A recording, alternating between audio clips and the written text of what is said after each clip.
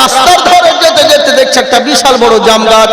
তাই মহারাজপুরের লোক চিন্তা করল, আল্লাহ, এই গাছে কয়েকটা বয়স্ক মানুষ যারা স্টেজে বসে আছেন সবাই মিলে যুক্তি করলে, জাম গাছে যদি কাউকে পেতাম, একটা লোক এই গাছে উঠে আমাদের জন্য চাম পেড়ে দিত, আমরা সবাই মিলে ভাগ করে খেতাম।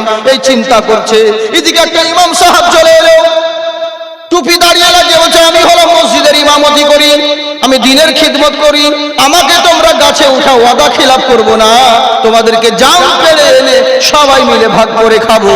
সাইড থেকে ফতোয়া দিয়ে দিল, মৌলবীর গাছে উঠা জায়েজ নয়। বুঝলেন? সাইড থেকে ফতোয়া চলে এলো, মৌলবীর গাছে উঠা যাবে না। একটা হুমরা চুমরাম বড় মোচওয়ালা লোক এসে বলছে, আমি হলাম মেম্বার ছিলাম, আমি সমাজের সেবা করি, তোমরা আমাকে গাছে উঠাও, ওয়াদা খেলাফ করবো না, জাম পেড়ে এনে তোমাদেরকে খাওয়াবো। সবাই বললো, তুমি যোগ্য আছো বাপ। চেড়ে চুড়ে সবাই মিলে গাছে উঠিয়ে দিল। এবার নিচে বসে আছে জাম পড়বে বলে, এবার জামের জন্য বসে আছে, জাম পড়ে না, শুধু আঠি করছে। উবাটা জাম খাচ্ছে আর আঠিগুলো নিচে ফেলছে। এরা বলছে, কি ব্যাপার রে, কথা ছিল জাম পেড়ে আমাদের জন্য এনে দিবে, আমরা সবাই মিলে খাবো, কিন্তু এ তো দেখছি ওই একাই জাম খাচ্ছে আর আমাদের সময় আঠিগুলো ফেলে দিচ্ছে। তখন এবার দোয়া করছে, আল্লাহ, একে গাছ থেকে ফেলে দাও, একে গাছ থেকে নামিয়ে দাও। কেন বে, তোরাই তো উঠালি, হ্যাঁ তোরাই তো উঠালি, চেড়ে চড়ে এখন আবার কেন বলছিস?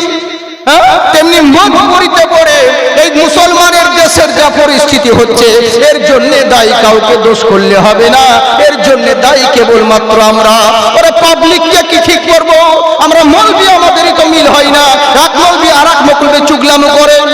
আবে তোরা বলছি আল গিবত ওয়া শাদ্দু মিনাল জিনা, গিবত করা হচ্ছে জিনার চাইতে বড় পাপ। হবে তোরাই তো সবথেকে বেশি গিবতখোর।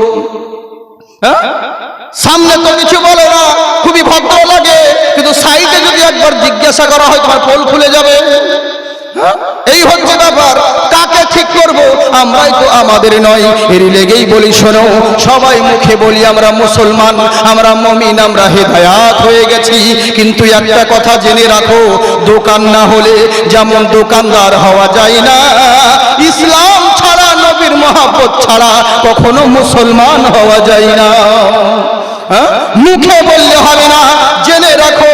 তাই আল্লাহ পাক বলে, বান্দা শোনো, তোমরা যদি আল্লাহর গোলাম হতে পারো, সারা জগৎ তোমাদের গোলাম হয়ে যাবে। কেমন করে? মদিনা মুনাওয়ারায় নবী মুস্তাফার পরে সিদ্দিক আকবর গদিতে প্রবেশ করলেন, তারপরে উমারে ফারুক রাদিয়াল্লাহু তাআলা আনহু উনি মসনদে যখন বসলেন, হিন্স থেকে চিঠি চলে এলো, আসসালামু আলাইকুম হুজুর, দয়া করে আমাদের চিঠির উত্তর দিবেন। আমাদের দেশে যে নেতাটা রেখেছিলেন গভর্নর হাউসে, এখন পোস্টিংটা খালি রয়েছে, উনি দুনিয়া থেকে বিদায় নিয়েছে, অনেক দিন হয়ে গেল, আমাদের নেতা এখনো এখানে পৌঁছায় নাই। তাই হুজুর, দয়া করে চিঠি পাওয়ার সঙ্গে সঙ্গে একটা যুবক দেখে শক্তিশালী নেতা করে আমাদের গভর্নর হাউসে পাঠাবেন, দয়া করে। উমারে ফারুক চমকে গেলেন, কি ব্যাপার রে, নেতা নাই, নেতার দরকার, নেতার কথা বলবে, কিন্তু যুবক কেন চাইছে, শক্তিশালী নেতা কেন চাইছে? নিচের লাইনে লেখা রয়েছে, হুজুর, আমাদের দেশে অন্যায় বেড়ে গেছে, আমাদের দেশে অত্যাচার বেড়ে গেছে, আমাদের দেশে জুলুম নির্যাতন বেড়ে গেছে, তাই দয়া করে হুজুর আপনি সঙ্গে সঙ্গে একটা যুবক দেখে শক্তিশালী নেতা করে পাঠাবেন। উমারে ফারুক চিঠির উত্তর দিলেন পরের চিঠিতে, তোমরা টেনশন করবে না, চিন্তিত হবে না, আগামী জুম্মার দিনে তোমাদের নিকটে আমি একটা যোগ্য নেতা পাঠিয়ে দেব।